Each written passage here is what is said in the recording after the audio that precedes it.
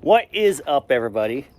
I thought I would go over something that I kind of forgot to even really mention in the latest video, and that is tires. So as muscle car guys, as car guys, we are always replacing tires, and the tires are getting kind of expensive. I mean, a 295 BFG, what is it, like almost $350 now? And we're just gonna go out and burn them off.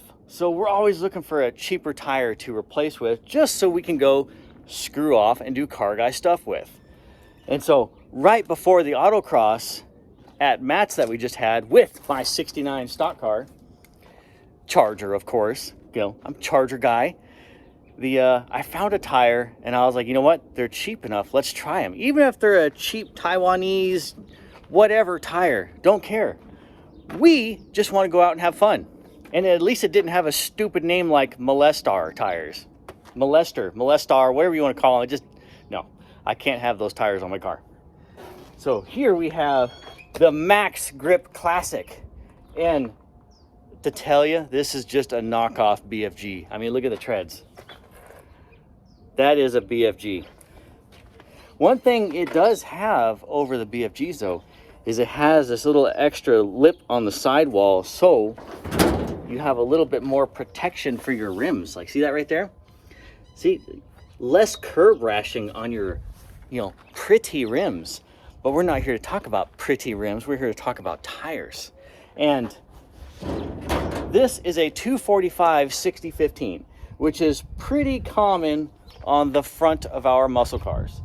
Now, at least it doesn't have a dumb name. Maxgrip Classic, Maxgrip. It's kind of corny, but you know what? It could be much worse, right? And I like the extra lip and the tread. That's actually a decent amount of contact patch to the ground. I wish these grooves here would be a little tighter.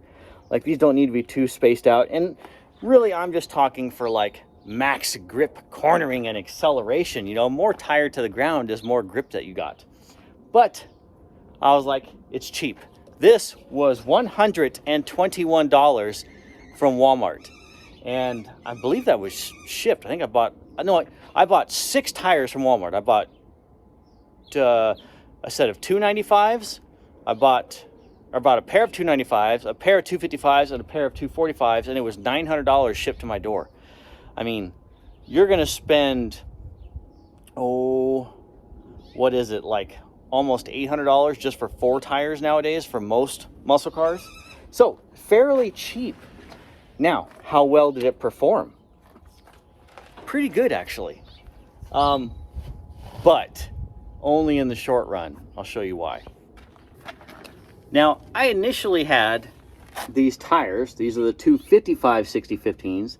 I initially had these on the front of my car. But the Coopers that were on the back of it were so old, there was no grip to be had. That is a hard, old tire. It was just what was laying in the backyard.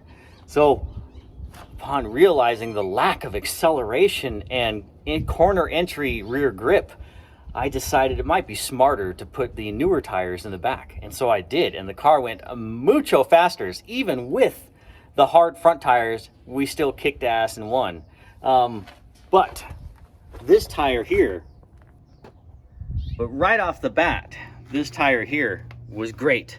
And then we put it in the back, and that's where things started to happen. So this is actually, they call it a 440 tread wear. It's written on here somewhere. There you go, right there, 440. But the tread is really soft. Like, the tread flexes way too much. I mean, look at this. My fingernail is completely folding over that lug right there. The sipes are too thick and too deep. I mean, this completely, my finger is just completely rotating the lugs on this thing. I don't know if you can see this or not, but look at that. Completely flexed out. And you don't want to do this. This isn't like flexing muscles. This is tire flex. So when the tread is flexing, that is lack of grip.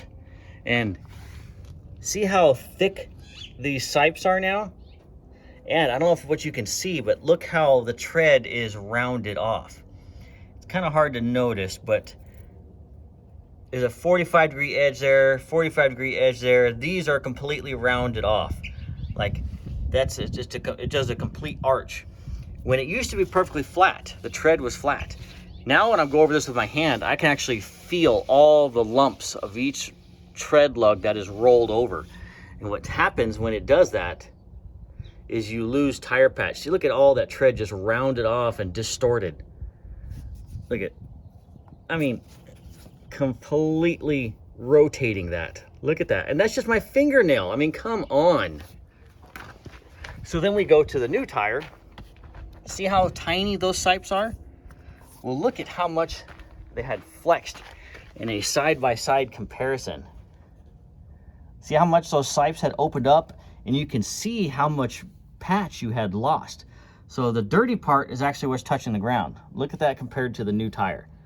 All that tire patch versus what's left.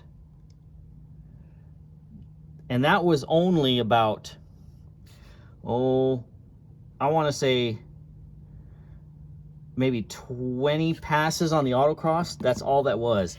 And it's not like this car makes zillions of horsepower with NASCAR engine. No, that's just a weak little 340 cast iron intake manifold. I mean, this motor probably makes 375 horsepower. That's about what that makes. Or at least that's what it feels like by the butt dyno. Now, was I being aggressive on these tires and really thrashing them? Yes, we were out there on the Autocross trying to go fast. Now, if you're just daily driver guy wanting an all-season tire that's, you know, cheap, or if you did burn them off, it's not going to hurt your wallet, then, you know what? Not a bad tire. The Maxgrip Grip Max, which sounds just super corny to say, but that might be the tire for you. And if you wanted to run it in the Autocross, actually it wasn't bad. I mean, is it great? No. But for how little you spend on the tire, I mean, it's literally half the cost. These tires are 50% of what a BFG is. Now, can you sacrifice a couple tenths of a second per lap for the smile on your face for what you're saving on expenses just to go out and have fun and screw off with your buddies? Yeah. Now, these Coopers here are old, but if you notice, none of those lugs are rounded off. None of them. The Cooper and an actual BFG is going to be a much better handling Autocross tire. Actually, you know what? The General Lee had Coopers on it that are not old. Let's go check them out. All right, here is the General Lee. These tires are only 1 year old exactly. These have had, twice as many passes on the Autocross. Let's look at the tread. And he's got to have a lot of abuse on gravel roads too. And the tread still looks good. Nowhere near as rounded or shown flexed out, bro, on the tread. These are much better.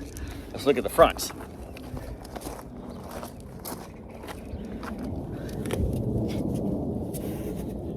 Same thing. My fingernail cannot flex that lug.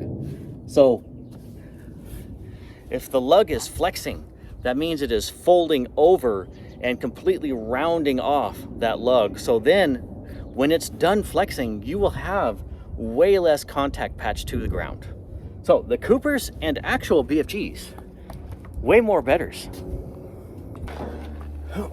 Another thing to note too, and I have not seen a street tire do this besides running a street tire on a circle track like a hobby stock, a bomber car, because when you're running a bunch of laps, those tires get heated up and the tread will actually tint blue because it got really hot.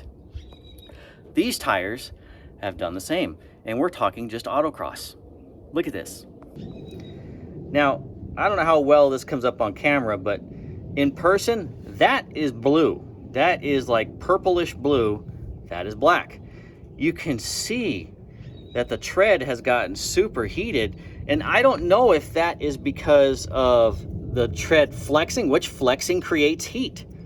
And was the tread flexing around so much that the tires see, and you can see that didn't get hot, just the part where the tread starts to flex, right in that area, you know, where all the flexage happens, is where you can see that the tire started to tint blue.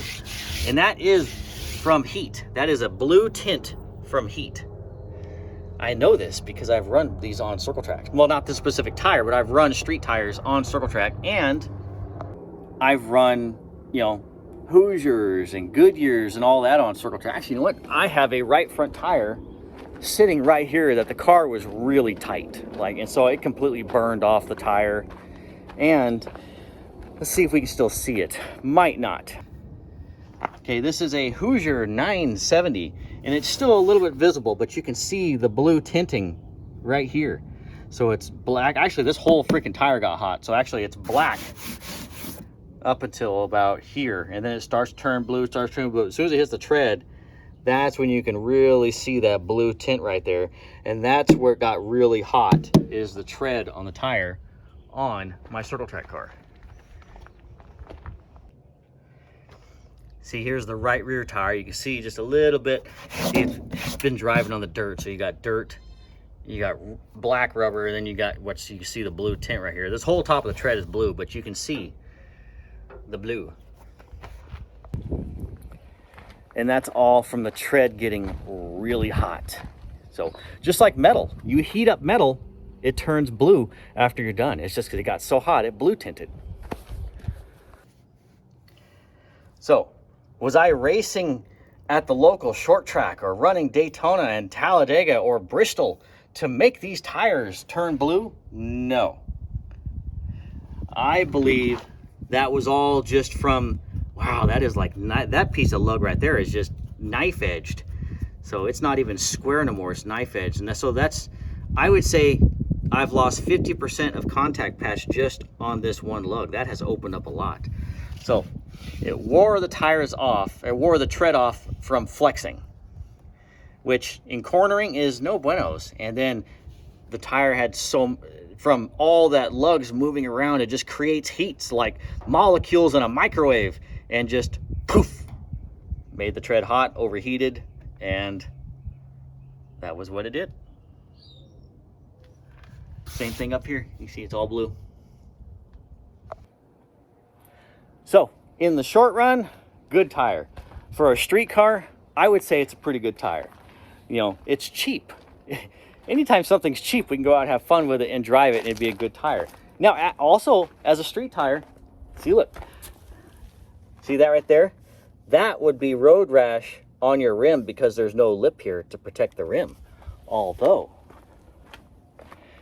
we go over here. See, look at that. We got that little lip right there. It gives you, you know, what is that, about a 1/4 inch of rubber before it hits the rim. So just those little things that would make it a decent street tire. But as for autocrossing, no. And another tire that I will say no to on as well is those Hankook street tires for the 15-inch rims. I forgot what they call them, but we had them on the Super B, and those did the same thing. The tread flexed so much, it rounded off all the lugs to where you were pretty much left with 50% of the tire patch actually touching the ground. And it was so bad, we had to take those tires off the car and put different tires on it. Actually, we put Maxgrips on it. So anyway, I was just sharing my experience with this new Maxgrip tire. And I'm putting them on I'm gonna put them on street cars that I just wanna go drive and afford to drive. But for racing and autocrossing and actually trying to go fast, no. So, take it for what it's worth. That was my experience. And I will holler at you guys later. And if you have not seen my 69 Charger on the Autocross, which it was super gooder and lots of fun,